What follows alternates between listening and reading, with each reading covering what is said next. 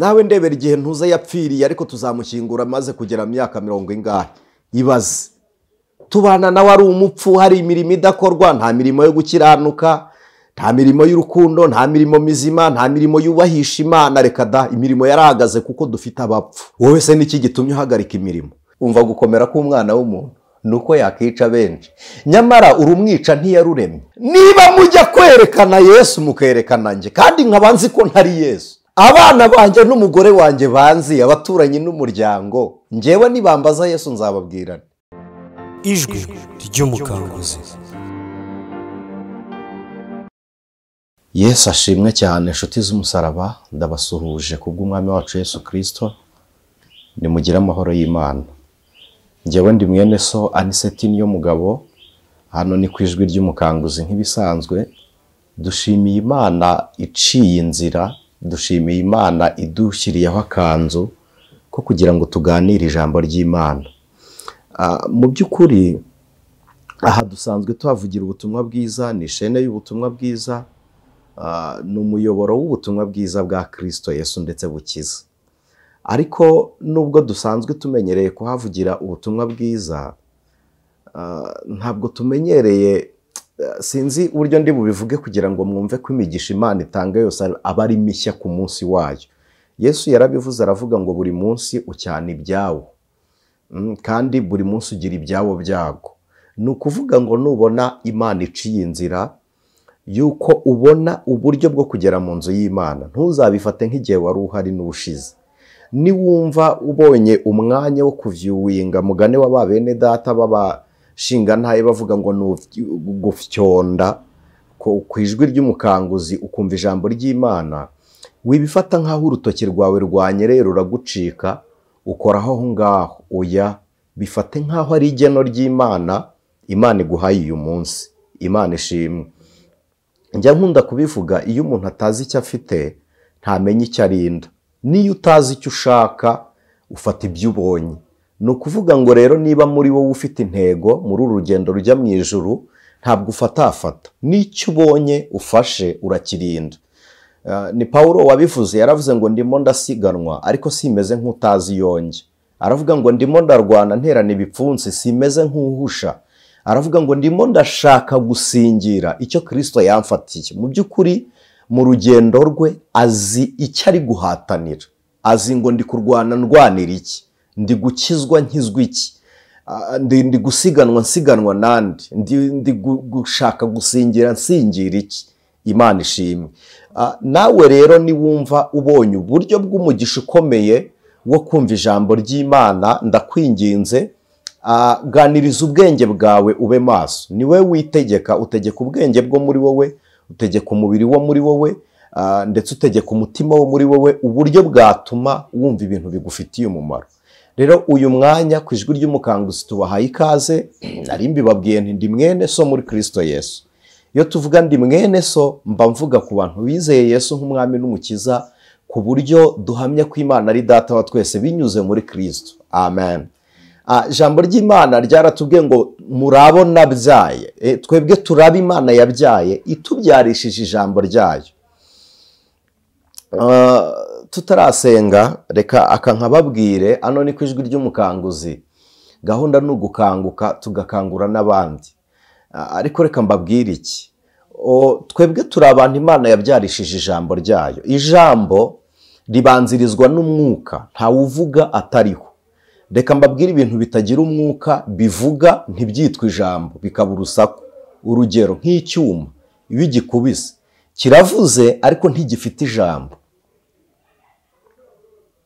Umuntu ukoresha ubwenge butekereza niwe uri bwumva urugero nshaka kubaha kugira ngo ngire ku ntego y'icyo nshaka ko tuganira. Icya kabiri, nkomya amashyi murayumva, ariko se avuze ngo iki?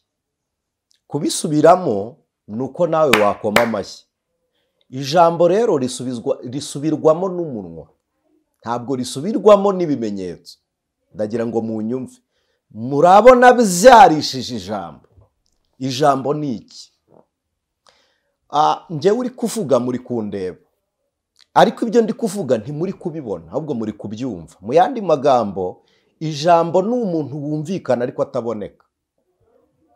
Abonerwa mu muntu w'umubiri ijambo riturutsemo. Niyo mpamvu Imana ni ijambo, Kristo niwe jambo, yahoranye n'Imana kandi ubwe ni Imana, nta cyaremwe kitaremwe nawe. Imana ishimwe. Ni ukuvuga ngo kugira ngo ijambo ry'Imana rigaragare rikenera umubiri, nk'uko kugira ngo mumenye ijambo aniseti avuze bikenera ko mumenya aniseti, njyewe uhari uri fizikali. Ijambo ni umuntu w'imbere utaboneka, ariko kandi ukoresha umubiri ugashyira hanze, ugaproduza iryo jwi rikaza ryumvikana ritunganye. Abize shimi murabizi na fizike birimo gakeya, kugira ngo ijambo ritugereho nubwo waba uri gukurikirana kuri screen yawe, ntabwo ariyo ikumvisha. Wumvisha wowe amatwi y'umubiri, ari wo wa mubiri ucumbikiye ijambo ryo muri wowe n'ubundi. Mu yandi magambo, konekisiyo y'ijambo ni irindi jambo rikubamo, kuko iyo tubwira nubwo humva umubiri, amatwi niyo yungurura agashyira ubwenge. Ni ukuvuga ngo binyura mu matwi, ariko bishyiriye nanone ijambo ryo muri mwebwe. Mu yandi magambo, muri wowe harimo undi muntu ukwiriye gutoza kubaha Imana, kuko ni nawe wumva Imana. Nagiye filozofi cyane, ariko ndabigarura inyuma kugira ngo tuze kubyumva. Yatubyarishije ijambo gute? Mu yandi magambo, mbere y'uko umuntu avuga, mbere y'uko ijambo riboneka, habanza umwuka. Nyuma y'umwuka hakurikira umubiri. Nyuma y'umubiri hari ubuzima butaboneka. Ntabwo mvuga kamere, ubwo n'ubugingo bwo muri twebwe. Nidushaka tuvuge n'ubwenge, nabwo ntibuboneka ubwenge. Ishusho y'ubwenge ni imirimo yabwo.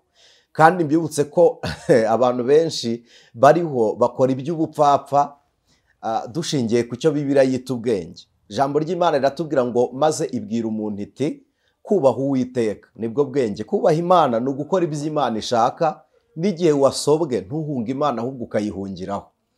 Imana ibaha umugisha. Rero biyolojikoma, mbere yo kugira ngo umuntu avuke, habanza umwuka. Umwuka ukabyara amazi, ego. Noneho amazi yiremamo amaraso, amaraso akarema umubiri. Noneho amaraso akora byinshi, arema umubiri, akarema imitsi n'amagufwa. Nyine nituvuga umubiri n'amagufwa muyumve muri sekite y'umubiri, kuko nayo tuyashyira mu mibiri. Hanyuma bene data nshuti z'umusaraba, icyo nshaka kuvuga ni iki? Niba habanza umwuka, hagakurikiraho umubiri, ko n'amaraso nawo ni umubiri, hagakurikira umubiri. Bibiliya iratubwira ngo ntabwo habanza umubiri wo mu ijuru, habanza umubiri wo mu isi, hagaheruka umubiri wo mu ijuru. Mu bijyanye no kuvuka mu buryo bw'umubiri, waravutse, uriho, warabanje, uraboneka. Ariko se mu buryo bw'umwuka urindi, nabwo se uriho? Biroroshye kubimenya niba uriho niba utariho. Sura intekerezo zo muri wowe, usure wowe wanyawe. Hari icyo bise inaringe, abongereza bakita fresh, kamere. Ukurikije kamere yawe, kamere irema imiterere, karagiteri, ikavaho karice, ikavaho umuco. Niba wowe uko uteye ubizi, ugomba guhita wiha igisubizo kivuga ngo ndi urubuto rukomoka kuri Kristo. Kuko byanze bikunze nta rubuto rutandukana n'igiti, cyane ko igiti cyitirirwa imbuto. Igiti cya avoka, iyo mugiye kurya avoka ntabwo murya igiti, murya imbuto avoka zeze. Igiti cya avoka cyeze ntabwo murya igiti cy'umwembe, murya imbuto igiti cyeze. Mu yandi magambo, imbuto ni twebwe mbuto, nitwe fruwi, nitwe mbuto zo muri Kristo Yesu. Noneho reba muri wowe, urebe icyo wera. Numara kumenya icyo wera, uramenya uri ku kihe giti. Ni ibintu byoroshye cyane. Uramenya igiti uriho icyo ari cyo. Bene data, ntabwo ari cyo nari kubabwira ko dukomoka muri Kristo Yesu, dukwiriye gusa nawe. Ijambo ry'Imana ryarambwiye ngo niba irobe ari iryera, sibyo? Niba ifu ari iyera, n'irobe naryo niribe ryejejwe. Kuko niba twasonze ifu y'umweru, ubugari buvamo nabwo bugomba kuba bwera.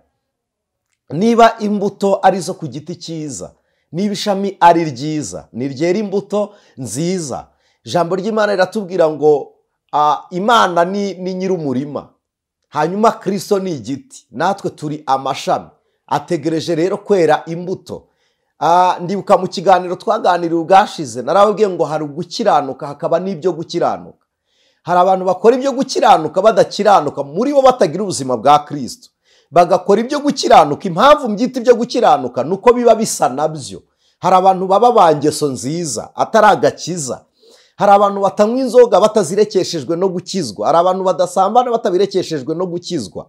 Hari abantu badatukana batabirekeshejwe no gukizwa. Ubufura nabwo, icyo twita ubupfura, nabwo buradisipurina, budirecting, buramuyobora, bukamworiyanta, bukamuha icyerekezo cy'imigendere n'umwifato. Umuryango urakurera. Uburere nabwo bushobora kukudisipurina, bukaguha disipurine, imyitwarire. Twakureba tukavuga ngo dore ntama w'Imana, ariko byose iyo tubikoreshejwe no kwizera, tukabikoreshwa no kumenya Kristo, tukabikoreshwa no kubaha Imana, Imana ishimwe, tukabikoreshwa nuko twahinduwe na Kristo, ibyo byitwa gukiranuka kwa Kristo muri twebwe, ntabwo ari ugukiranuka k'umuntu. Rero iyo tubikoresheje n'ubupfura ni ugukiranuka k'umuntu, ariko iyo tubikoresheje nuko twahinduwe na Kristo ni ugukiranuka kwa Kristo. Niyo mpamvu Bibiliya ijambo ry'Imana riratubwira ngo umuntu niyita umukiranutsi aba yise Imana inyabinyoma, kandi kagaruka Matayo 5:48 ngo namwe muwe mukiranutse nk'uko so wo Mw'Ijuru akiranuka. Ni ukuvuga iki? Hari abantu bari confused ku bw'aya magambo yo gukiranuka n'ibindi, n'ubundi nje kugira ngo tuvuge kuri aya magambo n'urujijo rw'iminsi y'imperuka. Umuntu akakubwira ngo nta muntu ukiranuka. Why not? None se mwagize ngo umuntu uzajya mu ijuru azava mu ijuru? Umuntu uzajya mu ijuru azava mu isi, kandi abera bo mu isi nibo mfura Imana yishimira. Ubwo ari bo mfura rero bezwa n'iki se? Bezwa nuko bemeye ibyaha byabo bakemera koga mu maraso y'umwana w'intama w'Imana. Imana ishimwe. Icyo nicyo bita kwizera. Kwizera ni ukwakira imbabazi zibonerwa muri Kristo Yesu. Ntabwo ari kuzifata, mwe gufata imbabazi ziri muzifate nk'aho ari imfabusa. Ukora icyaha ngo imbabazi ziriho, ukora icyaha ngo imbabazi ziriho. Bibiliya bene uwo muntu imwita umuntu ukora iby'isoni nkeya, hanyuma agahinyura iby'ubuntu bwa Kristo. Imana ibaha umugisha. Rero icyo nari ngendere kubyarwa n'ijambo ry'Imana, twabyawe n'ijambo ry'Imana. Bibiliya iravuga ngo murabo naremye mbaremeye imirimo myiza muri Kristo Yesu.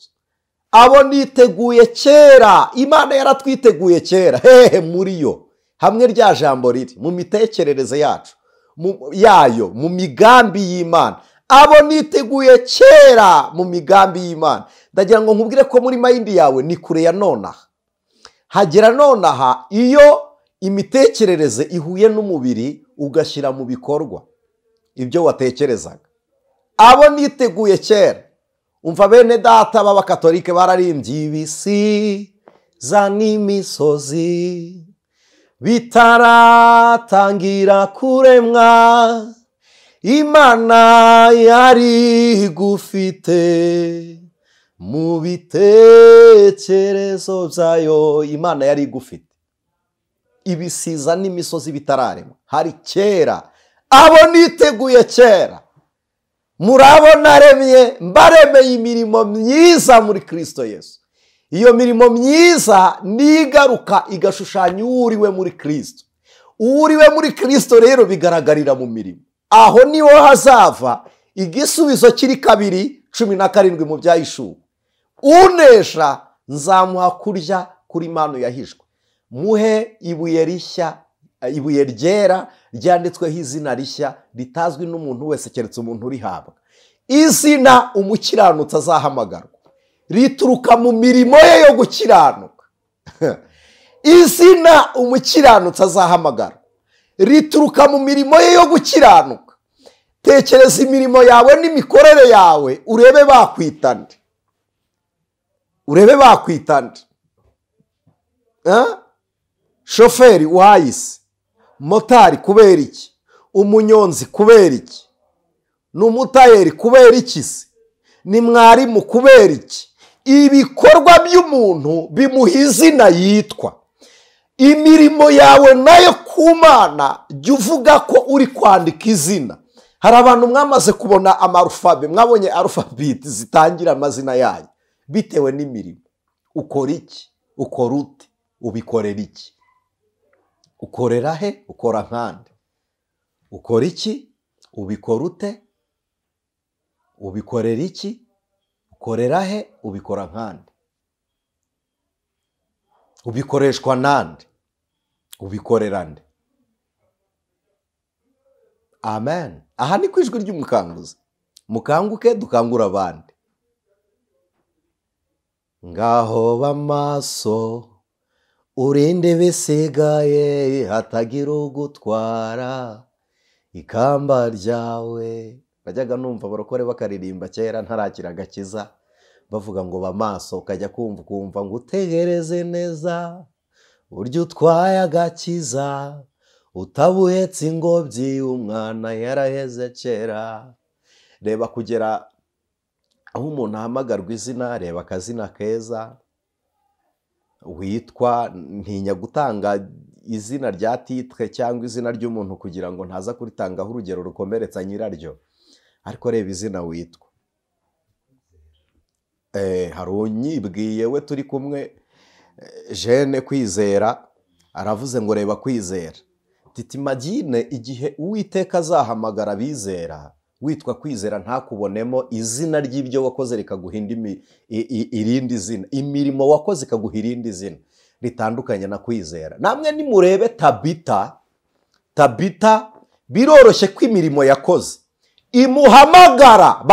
Petero yinjiriye mu mirimo ya Tabita, aramubwira ngo zuka, abo wakoreye imirimo baracyagukeneye.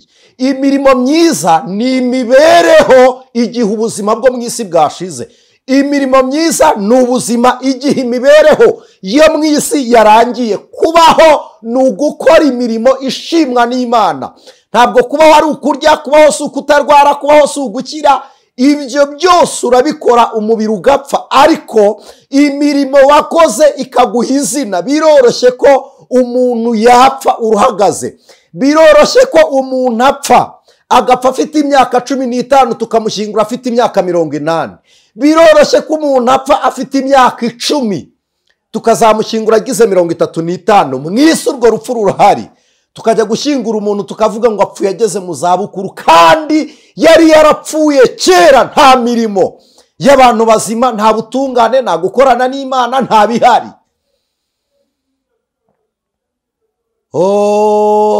Imana itugirire neza nshuti z'umusaraba. Muzi ko tujya dushyingura abantu bamaze igihe kinini cyane barapfuye. Umunyarwanda yaravuze ngo gupfa uruhagaze. Tujya dushyingura abantu bamaze igihe kinini barapfuye, ahubwo bamaze gupfa babagaye. Uza abapfu mugendana, uza abapfu mwiriranwa, uza abapfu bagusengera bakubwira ngo deliverance ni ukugusambanya. Ariko iki ni igitangaza.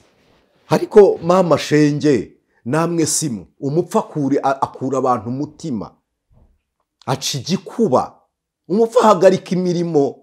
Ahantu hari intumbi imirimo irahagarara, abantu babona konji. Umupfu, abapfu, Imana ibarinda umupfu. Ariko uzi kubika umurambo igihe kinini utazanashyingurwa vuba. Nawe ndebera igihe ntuza yapfiriye, ariko tuzamushyingura maze kugera mu myaka 40. Ibaze tubana nawe ari umupfu, hari imirimo idakorwa, nta mirimo yo gukiranuka, nta mirimo y'urukundo, nta mirimo mizima, nta mirimo yubahisha Imana. Reka da, imirimo yarahagaze kuko dufite abapfu. Wowe se niki gitumye uhagarika imirimo? Ni umupfu muri kumwe cyangwa nuko upfuye?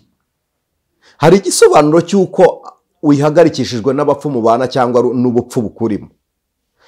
Niba ari ubupfu bukurimo, uzabuza abandi gukora. Niba ari ubupfu bukurimo, uzatambamira imirimo y'abandi. Imana itugirire neza. Nagambiriye ko tuganirira kuri ibi bintu,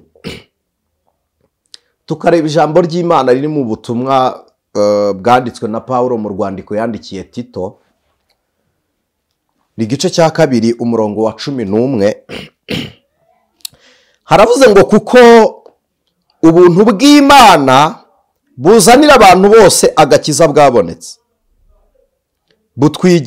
butwigisha kureka kutubaha Imana n'irari ry'iby'isi, kukatwigisha kujya twirinda dukiranuka twubaha Imana mu gihe cya none, dutegereje ibyiringiro by'umugisha ari byo kuzaboneka k'ubwiza bwa Yesu Kristo, ari we Mana yacu ikomeye n'umukiza, watwitangiriye kugira ngo aducungure mu bugome bwose kandi yuhagirire abantu kugira ngo babe ubwoko bwe bwite bugira ishyaka ry'imirimo myiza. Amen. Bushingiye ku byo tuganiriye se n'ibyo dusomye aho ntitwanasenga, ariko reka tuganire gato. Ubutumwa bwiza bw'umwami bwarabonetse. Tugeze mu minsi igiye gutera urujijo abakristo. Kubera iki? Impamvu ya mbere ni uko abantu dusangira urusengero ariko ntidusangire kwizera. Umunsi tuzaba dutangiye kuganira ku mpamvu z'ibyiringiro byacu, abakristo benshi muzacibwa intege no kumva hari ibyo mwemeraga abo musengana batemera. Kabiri, muzacibwa intege no kubona hari ibyo mutemera mu nyandiko muri Bibiliya n'Imana itemera, mubone abo musengana barabyemera bakabikora. Ibyo bizagusha bamwe. Mbibabwiriye iki nka mwene so muri Kristo? Mbibabwiriye gukomera kuri Kristo, kuko kwizera kwacu ntibiri kuri pasiteri, ntibiri ku muririmbyi, ntabwo biri kuri yaniseti evangeliste. Wafatira akarorero cyangwa urugero ku muntu kuko yizeye agakora imirimo yo gukiranuka, ariko umuntu si uwo kwigirwaho, oya ni uwo kwiganwa.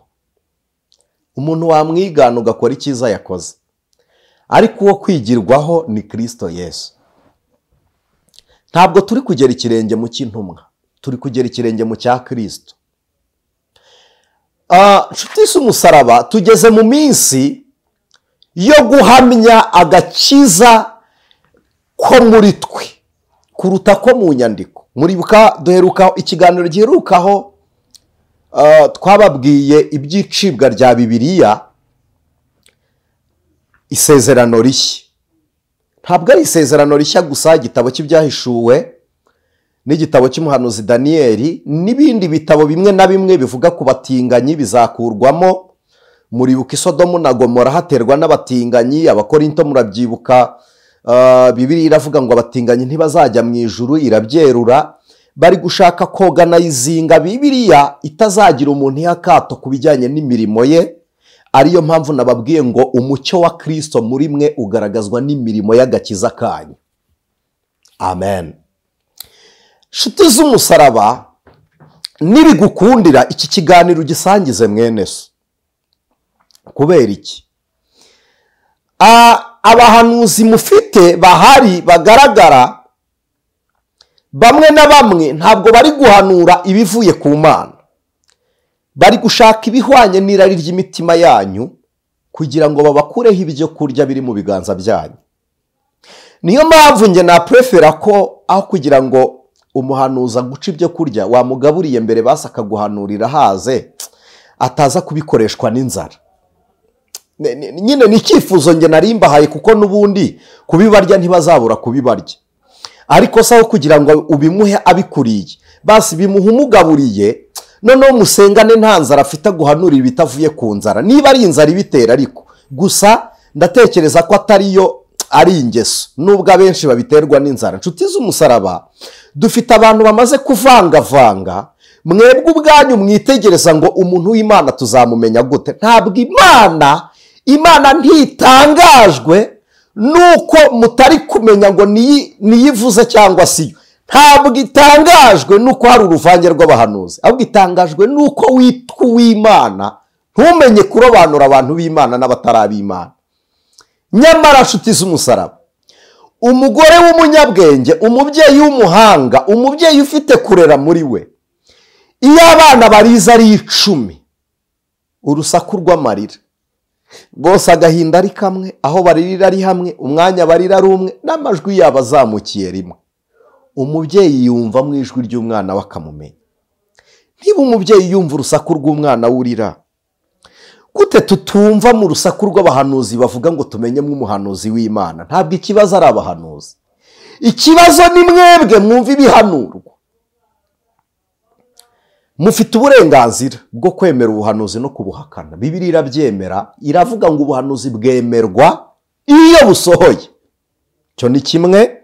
Kabiri, uhanura si usohoza ibyo yahanuye, usohoza ni Imana.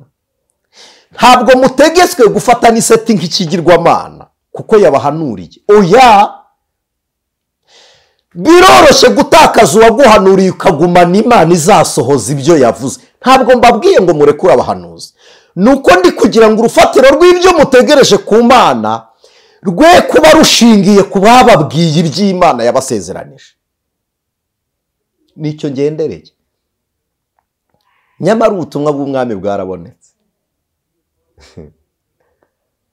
kandi ni ubutumwa budukiza, butumenyesha iby'imbabazi, buryo twacungwe tugakurwa mu bugome. Amen. Tugeze mu gihe abantu mugiye kuburana kubera amafilime ya Yesu. Hari abantu bagiye kubabwira ko ibyo bakinnye muri filime ya Yesu atari byo. Ibisimbi babwiye 2024 mu kwezi kwa gatanu muzabibona. Ari uwakinnye filime ya Yesu si umukristo, ni umugabo w'umudivorce yarongeye ariromariya, umwongereza wifitiye nationalite ya Amerika, si n'umukristo. Yigeze yagiye Roma mu minsi yashize, abaza papa, aramubwira ngo ko iyo mwerekana amashusho ya Yesu mwerekana yanjye, abana banjye bakaba banzi kandi bakaba bambona, njyewe ninjya kubereka ishusho ya Yesu nzabereka iyihe?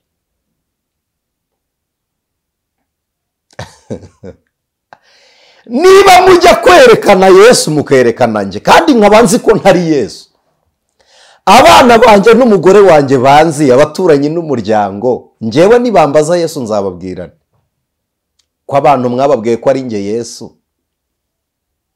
Hanyuma abantu nibambaza Yesu nzababwira ko Yesu ari nde. Aramubwira ngo uzababwire uwo wizera, arabwira ngo ntabwo ndizera. Mwamuruhe rugero se rushushanya ko Yesu abaho kandi uwo mwita Yesu ari nge? Rubura gica. Hari n'abakristo benshi mwagiye mwerekwa mubona Yesu ari uriye. Menye ko iryo yerekwa ari amarangamutima yawe, rirapfuye, ryayobowe n'ubumenyi abantu bakwigishije. Wabonye Yesu wa Kiliziya, ntabwo wabonye Christo w'Umucunguzi. Uriya ni Yesu w'idini. Babakizwa bararakaye, ndagira nimuhumure mukomere, impano y'ubuntu bwa Kristo yarabonetse. Ntabwo twiteguye kwizera Yesu w'ifoto, ntabwo ari uzatumara impaka mu gihe bazaba baburana. Si Yesu uvuka muri Afurika. Niki cyatumye tubashyiriraho kiriya kiganiro mwabonye? Abantu bakibonye. Inkomoko ya nyayo ya Kristo. Ese ubundi ubwo muzi ko inkomoko ya nyayo ya Kristo ari hehe? Ntabwo inkomoko ya nyayo ya Kristo ari muri Israeli, si muri Afurika, si muri Asia, si Europe, si Amerika, si Oceania. No, inkomoko ya nyayo ya Kristo ni muri kamere n'imitekerereze y'Imana. Cyo nicyo nagendereye mbashyiriraho kiriya kiganiro. Ntabwo nashatse kubabwira ngo avuka iwanyu muri Afurika. Bimaze iki? Iwanyu havuka intwari nyinshi, muzigire kuri izo, hanyuma ibijyanye n'agakiza mugendere mu mitekerereze n'imiterere y'ubumana. Niyo yo kwigirwaho. Impano y'ubuntu bwa Kristo yarabonetse. Narabibonye. Mukunda amateka, abantu bakunda amateka, mukunda amateka cyane. Kandi se ninde wandika amateka? Amateka yandikwa n'uwatsinze urugamba rwaremye ayo mateka, nta mateka atava mu ntambara. Amateka yose aturuka mu ntambara. Ahashize hawe haturuka muri struggle, warasitaragorinze. You know, aho wanyuze urahazi. Amateka y'urugo ufite n'intambara warurwanyemo, amateka y'umuryango n'intambara warwanye nazo, amateka y'indwara wakize n'intambara warwanye, umubiri warwanye n'indwara, amateka yo kurokoka n'icyo wacitse, ni amateka. Rero uwandika amateka nurokotse intambara n'uyitsinze, kandi wandika amateka ushingiye ku byo ushaka kumvisha abantu, kandi nta muntu wivuga amateka mabi. Iyo tubabwira ubuhamya turabwira ngo twararenganye, data wacu aratwanga, ariko hari impamvu, ntabwo yatwanze gutyo gusa. Yatwanze se twebwe ntacyo dukoze? Uzi ko abantu bajyaho bakivuga amateka. Umunyarwanda yabivuze neza, aravuga ngo ntawivuga amabi kandi ameza ahari. Ayo niyo mateka mushaka. Ayo mateka se aturukahe? Hari mwene data umwe twari turi kuganira mu kiganiro bwashize, ntabwo ari ngombwa kumuvuga, arangije arambwira ngo reka dusakinge kuri internet turebe ibi bintu babivugaho iki, ngo nibwo tumenye ukuri mu kubaza internet ni indese. Entre-naître signifie quoi? Entre-naître, internet, which means twinjire mu isanzure. Ryandese ari kwinjijemo hehese, arigiramo ubuturo hehese, anyura hese, satellite, satellite, dushyire ku mucyo cyangwa ku mugaragaro. Ibyo nibyo muri kubaza. Mushake kuri Google. Burya Google ni ntuza. Burya Google ni ntuza. Google ni ntuza. None se ubwo uri kumubaza iki, we yibwiye iki, we yamenye iki? Nta Google muzabona iruta ijambo ry'Imana. Iyo niyo Google izabasobanurira ibya Kristo. Hanyuma noneho muzasangamo satellite y'umwuka wera. Amen. Musangeyo IQ, urugero rurerure runini rw'ubwenge bwagutse bita kubaha Uwiteka. Harimo umwuka wera uzabasobanurira. Amen. Murabaza ibyogajuru n'ibiki, amakuru yanyu ngo murayakura ngo kuri za mudasobwa ni ntuza. Burya mudasobwa ni ntuza, ariko irasobwa kuko ntiyamenyeye igihe ntuza azapfira. Ntabwo izi iherezo rya ntuza, kandi ari we wayikoze. Ari ibintu mwemeye by'ubuhanga, ariko nyamara impano y'ubuntu bwa Kristo yarabonetse. Impano y'ubuntu bwa Kristo yarabonetse, inshuti z'umusaraba. Amen. Uyu munsi muzi ko umuntu ukomeye ku isi ntabwo ari umukire. Oya, ni umuntu ufite uburyo yakwica abantu benshi. Niwe ukomeye ku isi. Umuntu ufite uburyo yakwica abantu benshi niwe bita igihangange. Politikomasi igihugu gikomeye ni ikihe? Ni igifite ibitwaro kirimbuzi. Icyo nicyo gikomeye. Umva gukomera k'umwana w'umuntu nuko yakica benshi. Nyamara urumwica ntiyaruremye. Nta muntu ujya urema urupfu. Nta muntu ujya urema urupfu. Ahubwo umuntu arema impamvu urupfu rwagera ku wundi. Ariko nta muntu urema urupfu. Ndabisubiramo, nta muntu urema urupfu. Ahubwo urema impamvu yatuma urupfu rugera kuri mwene so cyangwa ku wundi muntu. Ariko urupfu rwo ntawe ururema. None se iyo rutwaye umuturanyi ruba rukubwiye ngo hasigaye wowe. Hitler yishe bake se, ubu se we rwamujyanye. Ariko uzi ko ingobyi urupfu ruhekamo uwo wishe ariyo ruguhekamo narwo iyo rugutwaye. Ingobyi urupfu ruhekamo uwo wishe niyo rugutwaramo nawe iyo rukwishe. Icyumba abo wica bajyamo urupfu rubajyanye nicyo nawe ubikwamo rugutwaye. N'ubundi uri umusangirangendo. Nyamara impano y'ubuntu bwa Kristo yarabonetse. Twongere dusome. Aha ni ku Ijwi ry'Umukanguzi. Haravuze ngo kuko ubuntu bw'Imana buzanira abantu bose agakiza bwabonetse, butwigisha kureka kutubaha Imana. Imana ishimwe. n'irari ry'iby'isi, kukatwigisha kujya twirinda dukiranuka twubaha Imana mu gihe cya none. Uyu ni Pawulo wabyandikiye Tito. Tito yari ari aho bita Kereti. Kereti ni ikirwa kinini, cyari ikirwa kinini cya kane mu birwa bigize biri mu nyanja ya Egeni. Imana ishimwe. Yahasigaye Tito, Pawulo amaze kubwiriza ubutumwa bwiza. Pawulo yahasuye ari imbohe, arinzwe, ajyanwa kubwiriza kuko hari igihe yaboshywe ahabwa uruhushya rugera ahantu runaka, ariko hari n'igihe yahawe umudendezo. Uyu Tito niwe Pawulo yatumye mu Bakorinto ajya gutanga y'urwandiko rwa kabiri. Ni Tito warujyanye, ariko kandi asigara ni Kereti. Ikereti habaga amaswimming pool ku kirwa nyine, bakundaga koga. Kereti bagiraga ibirori, bararyoshyaga. Hariyo n'ahantu bitaga Imahanayimu. Kereti hari ahantu bitaga Imahanayimu, haberaga ibirori, hakaba ibitaramo, abantu bararamo, kugeza ubwo harangaje abantu. Hanyuma Tito asigaye Kereti kugira ngo atunganye ibidatunganye. Icyo Pawulo yari avuze ni ukwimika abakuru b'itorero, kuko Pawulo yabonye umwanya abwiriza abantu bakira agakiza, ariko asiga itorero ry'Ikereti ridafite abariyoboye. Asigayo Tito kugira ngo Tito yimike abayobora itorero. Abayobora itorero b'Ikereti Tito atinda kubimika kuko bari abanyabirori. Imana ni igitangaza. Bakundaga agasiporo ka buri gitondo ku cyumweru, bakundaga uburyo babyuka biruka mu gihe cy'amateraniro. Tito arebye aravuga ati nzimika nde mu by'ukuri, ariko kandi ntiyareba abahari kuko ubushobozi yari abuteze mu bataboneka. Hari igihe itorero rijya ribaho gutyo, ryareba umuntu ushoboye rikabona ntahari, kandi rikirengagiza ko ushobotse yaje. Ugashakisha umuntu ushoboye ukabona uwo munsi ntiyaje guterana. Fata abashobotse, burya nibo bakwiriye kuyobora abashoboye. Imana ibahe umugisha. Amen. Rero nshuti z'umusaraba, nsoza, aya mafoto y'umukinnyi wa filime ya Yesu, inkuru zakinwemo zigiye kugera igihe bazitesha agaciro. Zigiye kugera iyi filime ya Yesu bayihagarike, ntibe yemerewe kurebwa. Bibiliya ziri soft bazihagarike.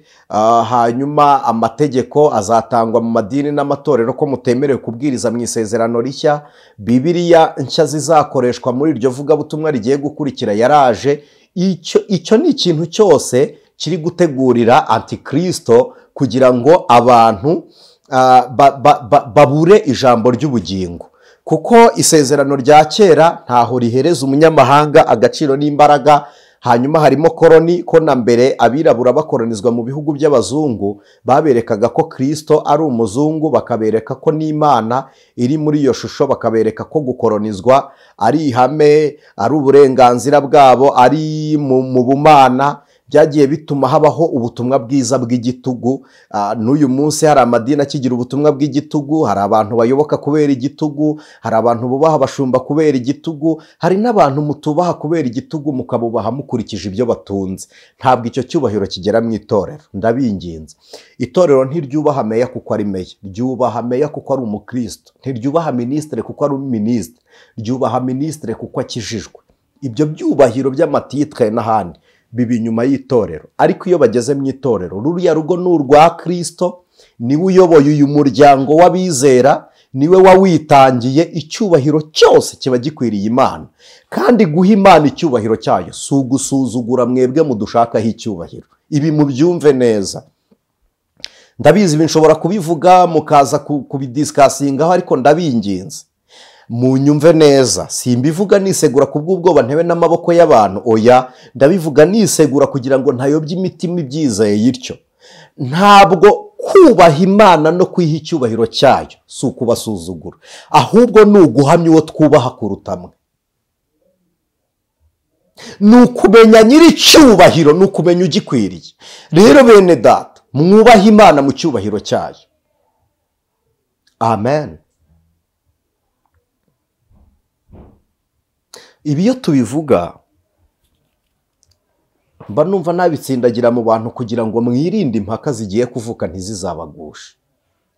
Wakinnye filime ya Yesu ni umuntu, ariko twe tuzi Yesu, kandi Imana ishimwe ko bayikinnye bagendeye ku byanditswe byera dufite mu isezerano rishya. Ubwo tubifite mu isezerano rishya, niba bihakana bazahakana filime yakinwe nk'umukino, ariko twe tuzemera icyakozwe nk'igikorwa. Bakinnye filime nk'umukino, ariko Kristo ntiyabikoze nk'umukino, we yabikoze nk'igikorwa, kandi icyo gikorwa cyaraduhinduye. Turabo turi bo kubw'ibyo Kristo yakoze. Imana ishimwe. Icya kabiri, niba kubwira ngo Yesu avuka aha, ntabwo aho avuka ariho hadukiza, twebwe tukizwa n'icyatumye atuvukira. Amen. Kandi niba kubwira inkomoko ya Kristo, we kubiburanaho, habe muri Afurika, habe hanze, nibibareba. Nuko tuzi ko ari impano y'Imana yaturutse mu ijuru. Ibyo ntibizagusigaza. Ikindi, nubona ibyo wizera abantu benshi babihinduye ubusa, wowe ni wowe Imana itoranyije kugira ngo ube umuhamya w'ibyo wizera mu gihe abandi bazaba babihakana. Imana ibaha umugisha. Muranyemerera dusoze dusenge.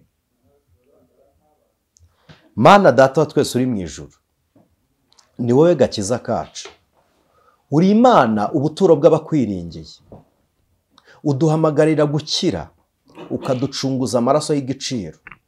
Imbaraga zawe zikaduheka. Jambo ryawe rirambwira ngo muri iyo minsi bazageragezwa, ariko mu gihe bageragezwa uzagabanya kugira ngo haboneke abarokoka. Ariko hari icyo wavuze ku itorero ryawe. Waravuze ngo amarembo y'ikuzimu naho yazikuka ntacyo azatwara itorero. Uravuga ngo muganire ibyo. Pawulo abwira Timote ngo ibyo nkwigishije uzabyigisha abo ubona babyigisha abandi. Natwe turasabye kugira ngo abantu bashize amanga bo kuvuga ukuri kw'iminsi ya none bahamagarire kubwira babibwira abandi, kugira ngo ubuntu bw'Imana bwogere, impano y'Imana itwigishe kubaha Imana no gukora iby'igikundiro ku bana b'ubugingo. Tubisenze twizeye ku bwa Kristo none n'iteka ryose. Amen. Ijwi ry'Umukanguzi.